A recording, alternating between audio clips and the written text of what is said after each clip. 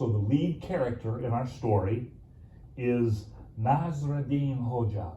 He's a 13th century itinerant teacher, kind of like me, who was known to be witty, wise, and a holy fool. To be wise and a fool at the same time seems paradoxical.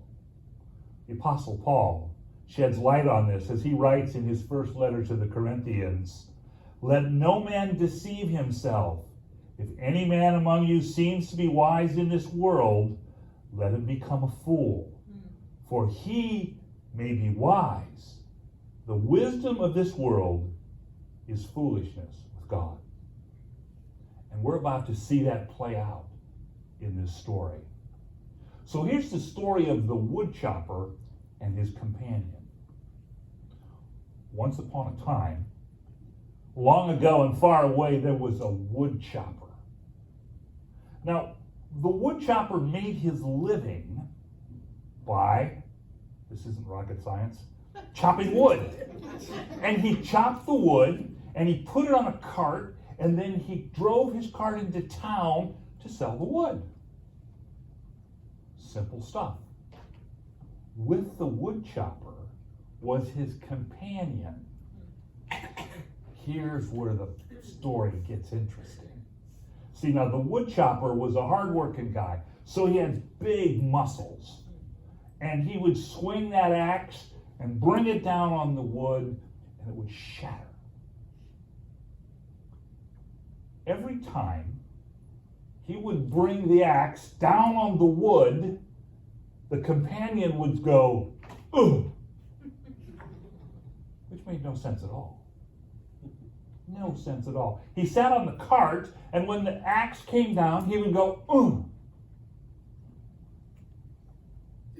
Nasruddin, our itinerant teacher, is traveling, and he comes upon the pair chopping wood.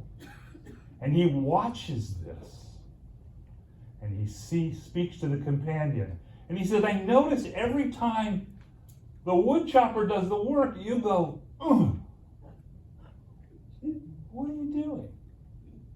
He said, "Well, my job is to give encouragement." Now, Nasruddin didn't find this to be very, very insightful. So he bid them good day and went on about into the city adjacent to the forest where they were working. And lo and behold, the woodchopper with a cartload of wood and the companion sitting on top come into town, and he sells the wood. And he sells the wood for a big bag of gold. And of course, the companion says, "Oh, give me my share."